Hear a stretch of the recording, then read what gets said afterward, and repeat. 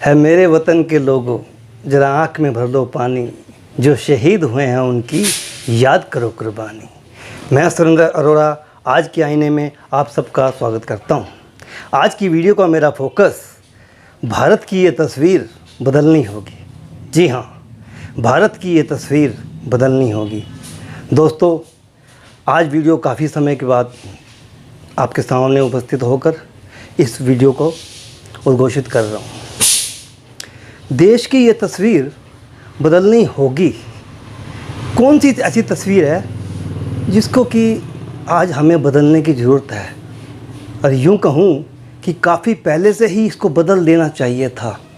लेकिन दोस्तों, हमारा दुर्भाग्य रहा, देश की सरकारें आज़ादी के तुरंत बाद से ऐसी सरकारें, ऐसे अफसरशाहीवादी नेता जिन्होंने सत्ता हड़प ली, जिनके हाथों में सत्ता आ गई, एक दुर्भाग्यपूर्ण तथ्यों और घटनाओं का वो नतीजा था। जैसा कि प्रजातंत्र की अवहेलना या प्रजातंत्र का अपमान या प्रजातंत्र को पालना ना किया जाना, ये तो सन 47 के बाद ही हो गया था, जिसको कि आज हम प्रजातंत्र कहते हैं कि वोटों के आधार पर, संख्या के आधार पर उस बात को, उस कानून को, उस विधि और नियम लागू को मान्य किया जाए, ये प्रजातंत्र है। लेकिन आप सब जो मेरी उम्र के हैं या मुझसे ज़्यादा हैं, वो सब इन तथ्यों को अच्छी तरह से जानते हैं कि पंडित जवाहरलाल नेहरू प्रधानमंत्री पद संख्या अनुसार, प्रजातांत्रिक गणना के अनुरूप वो इसके काबिल नहीं थे। लेकिन फिर भी बहुत ही घटनाओं से अंतर्गत घटनाओं को प्रकाश डाला जाए तो ये बात सिद्ध होती है कि वहाँ प्रजातंत्र का हनन किया गया, जो कि पंडित जवाहरलाल नेहरू देश के प्रधानमंत्री बनाए गए। ये देश का दुर्भाग्य था। और उसके बाद आज तक हम प्रजातंत्र को नहीं बचा पा रहे हैं। उसकी पालना ढंग से, जिस हिसाब से हमारे बुज़ुर्गों ने, हमारे क्रांतिकारी नेताओं ने और हमारे विद्वानों ने इस संविधान को दुनिया की खाक छांक कर बनाया, देश देश के संविधान को उसकी बहुत गहनता से अध्ययन करने के बाद ये हमारा संविधान, कॉन्स्टिट्यूशन ऑफ इंडिया बन पाया, जिसको कि एक लचीले संज्ञान की संज्ञा दी गई। लेकिन दोस्तों, कोई भी चीज़ दुनिया में, प्रकृति में नहीं, प्रकृति की तो बात मैं नहीं कहूँगा, क्योंकि प्रकृति तो अपने हिसाब से चलती है, उसके ऊपर कोई प्रश्न चिन्ह खड़ा नहीं कर सकता। लेकिन जो तथ्य हैं, जो ये उदाहरण हैं, जो हमने बीता है, जो इस देश ने भोगा है, वो सिवाय गलतियाँ, अड़चनें और ये सब विवाद, तोड़ फोड़, मार धार, कत्लेआम, जो आज तक ये प्रक्रियाएं जारी हैं। इतिहास की तो मैं बात क्या करूं, जो कि हमारा इतिहास रक्त रंजित रहा। हमारे इतिहास को हमारे वामपंथी नेताओं या अवसरवादी नेताओं ने बहुत ही तोड़ मरोड़ कर उसका स्वरूप ही बदल डाला। आज जो इतिहास पढ़ाया जाता है, वो मैं नहीं मानता कि वो देश को, हमारे आने वाली पीढ़ियों को एक मजबूत भारत की ओर ले जाने की बात करता हो या कहता हो, क्योंकि वो उसकी इतिहास की जो वर्णन है, वो उसमें सब तोड़ मरोड़ कर किसी एक पक्ष को आगे लाकर उसकी महानता, उसका महिमा मंडल किया गया। मैं किस बारे में कह रहा हूँ, किस बारे में कहना चाहता हूँ, देश का हर एक नागरिक भली भांति इस बात को समझता है। लेकिन यहाँ मैं कुछ घटनाओं का जिक्र करूँगा। जब देश का विभाजन हुआ 1947 या 2-4 दिन आगे पीछे लगा लो, जब ये बात तय हो गई कि हिंदुस्तान और पाकिस्तान बन गए, क्या ये देश के हुक्मरान जो कि लाल किले पर की प्राचीर से झंडा लहराने का सपना देख चुके थे या देख रहे थे, जिन्होंने कल परसों झंडा लहराना था, उनका ये दायित्व नहीं बनता? मैं यहाँ दोनों पक्षों की बात करूँगा, पाकिस्तान और हिंदुस्तान की। जो इतने लाखों लोगों का कत्लेआम हुआ, मानव जाति इस पीड़ा भरी, वेदना भरी, दर्दनाक घटनाओं से उबर कर हमें शर्म आनी चाहिए, उन नेताओं को भी शर्म आनी चाहिए। हम तो उस वक्त पैदा भी नहीं हुए थे। तो रक्त रंजित ये जो आज़ादी हमें मिली, तो इनको ये सोचना नहीं चाहिए था कि जो कुछ हुआ ठीक है, लेकिन अब जो आज़ादी हमने लेने जा रहे हैं, क्या इनका इतना भी दायित्व नहीं था कि दोनों सरकारों का, कि अपनी देश की जनता के पलायन के वक्त कुछ फोर्स वहाँ अटेंड की जाए, उनकी ड्यूटी लगा दी जाए, ताकि जो विस्थापन हो, जो इधर से लोग उधर जा रहे हैं पाकिस्तान की ओर, पाकिस्तान की ओर से जो हिंदुस्तान की तरफ लोग बढ़ रहे हैं, उन काफ़िलों पर हमले ना हो, कत्लेआम ना हो। ये कैसे लोगों की सोच थी?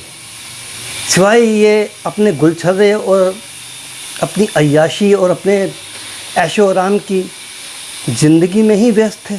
एक तरफ कत्लेआम चल रहा था, दूसरी तरफ लाशों से भरी गाड़ियाँ इधर से उधर आ जा रही थी। इन लोगों को चुल्लू भर पानी में डूब मर जाना चाहिए था, क्योंकि लाखों लोगों की हत्याओं के बाद ये लाल किले की प्राचीर से तिरंगे का सुशोभित करते हैं, तिरंगा लहराते हैं और सफ़ेद कबूतर उड़ाते हैं, शांति का संदेश दे रहे हैं। लाखों लोगों की हत्याओं के बाद ये लोग, ये घृणित लोग आज़ादी के कबूतर उड़ा रहे हैं, शांति के कबूतर उड़ाए दिखाए जाते हैं। ये हमारे देश का कैसा इतिहास है, कैसा ये हम इसको और बढ़ रहे हैं। अब थोड़ा और आगे चला जाए तो पंडित जवाहरलाल के नेहरू के समय ही श्यामा प्रसाद मुखर्जी के किस दुर्दांत घटनाओं के अंतर्गत उनका वध किया गया, उनकी हत्या की गई। उसके थोड़ा और आगे आ जाएं, शास्त्री जी के साथ भी ऐसे हुआ। अब आज़ादी से पहले या उससे तुरंत की बात करूं तो स्वतंत्रता सेनानियों में सबसे ऊंचा उभर कर जो नाम आता है, नेताजी सुभाष चंद्र बोस। वो तो कहीं लापता ही हो गए। तो देश इन बातों को विचार करे कि नेताजी सुभाष चंद्र बोस अचानक गायब हो गए। क्यों, कैसे? क्योंकि हमारे इतिहास के पन्नों को, जो स्वर्ण पन्ने थे, उनको छुपा दिया गया, उस पर कालिक पोत दी गई। दोस्तों, ये हमारा इतिहास है। मेरे मुंह से कोई गलती ना निकले, लेकिन ये सत्य है, तथ्यों पर आधारित है। तो ये सब मैं एक बात यहाँ और खुलासा कर देना चाहता हूँ कि आज जब हम 21वीं सदी में पहुँच चुके हैं, अमेरिका में अगर कोई छींक मारता है तो यहाँ भारत हिंदुस्तान में उसकी छींक सुनाई देती है। सूचना और प्रसारण मंत्री, सूचना और प्रसारण जो कम्युनिकेशन है वो इतना फास्ट है कि आज कोई बात छुप नहीं सकती। लेकिन उस वक़्त ये सूचना प्रणाली इतनी उद्यत नहीं थी, इतनी विज्ञान संगत नहीं थी। हम पिछड़े हुए थे। 4-5 कोस दूर एक गांव में कुछ घटता था तो 4-5 दिन या कई हफ्तों बाद हमें उन दर्दनाक घटनाओं के बारे में हमें सुनने को मिलता था और पता चलता था। यहाँ मैं कहना ये चाहता हूँ कि आज स्थिति बदल चुकी है और हमें तुरंत बदल जाना चाहिए। हमें अपनी संवेदनाएं, अपने विचार और देश को पॉजिटिव सोच रखते हुए हर एक शहरी और हिंदुस्तानी और भारतवासी का ये फ़र्ज़ है, कम से कम इतना तो सोच विचार रखे कि भारत की ये तस्वीर बदलनी होगी, भारत की ये तस्वीर बदलनी होगी। आप और हम सब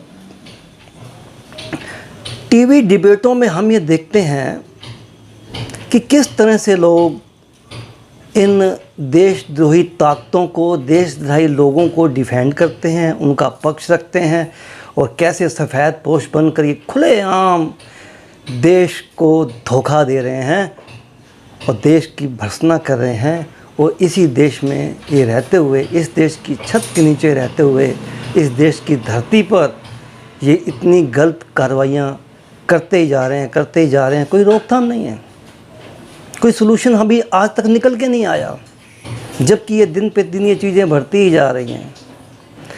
उदाहरण के तौर पर आप देख लीजिए 1990 में, जबकि मैं आप जिसको इन बातों का ज्ञान नहीं, मैं ख़ास तौर पर कहना चाहूँगा कि सूचना और प्रसारण या कम्युनिकेशन उस वक़्त इतना अच्छा स्ट्रॉन्ग नहीं था। लेकिन मैं ये चाहता हूँ देश की ये तस्वीर, भारत की ये तस्वीर बदलनी होगी। दोस्तों, मैं बहुत कुछ कहना चाहता हूँ, लेकिन मैं कुछ ऐसा कह पाऊँ, शायद मैं हर बार ये सोचता हूँ कुछ नया होना चाहिए।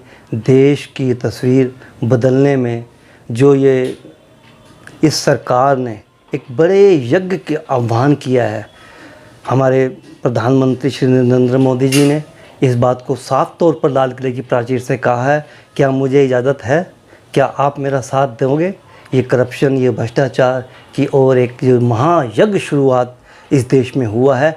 इसमें, इस यज्ञ में पूरे हिंदुस्तान के एक एक नागरिक की आहुति का होना बहुत लाजमी है। तभी ये यज्ञ, महायज्ञ संपूर्ण होगा। दोस्तों, मेरे पास शब्दों की कमी नहीं, मैं बहुत कुछ कहना चाहता हूँ, पर मैं इतना भी जानता हूँ, यू नो वेरी वेल, आप सब जानते हो। लेकिन वीडियो बहुत लंबी हो जाती है क्योंकि मेरे विचार और एक प्रेम की भावना ऐसी छलकती है कि मैं पता नहीं क्या करूं, क्या क्या आपके सामने इन तथ्यों को दोहरा के रखूं जिन पर कि चर्चा करना बहुत ज़रूरी है। दोस्तों, चर्चा से ही देश बदलता है।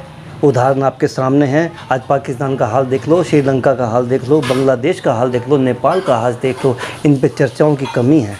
ये देश हित में ये नेता लोग जिनको हम चुनकर भेजते हैं, ये अपने निजी स्वार्थों में निरत होकर देश को नुकसान पहुंचाते हैं। हमारा सबसे बड़ा ये फ़र्ज़ है कि देश में हम उन ईमानदार लोगों को चुन के भेजें। और ये जो मुफ्त की रेवड़ियाँ और ये मुफ्त का हिसाब तक चल रहा है, हमारे कई प्रदेश घाटे में चल रहे हैं। आप सब इन बातों को अच्छी तरह से जानते हैं और मैं कुछ और बहुत कुछ कहना चाहता हूँ, लेकिन मैं अपनी वीडियो का समापन यहीं करता हूँ और आपसे विदा लेता हूँ। मेरी सिर्फ यही देश से इल्तिजा है, विनती है, हाथ जोड़कर इस सरकार का साथ दें, एक अच्छी सरकार को उनके हाथ मजबूत करें और देश की ये तस्वीर को बदलने में, इस महायज्ञ में अपनी ओर से एक आहुति जरूर डालें। इस आहुति के लिए आपको कुछ करना नहीं पड़ेगा, सिर्फ आपके मन में ये सोच होनी चाहिए कि भारत की ये तस्वीर हमें बदलनी होगी, भारत की ये तस्वीर हमें बदलनी होगी। जय हिंद, वंदे मातरम, भारत माता की जय। फिर मिलूँगा अगली अच्छी वीडियो के साथ। देखते रहिए आज का आईना।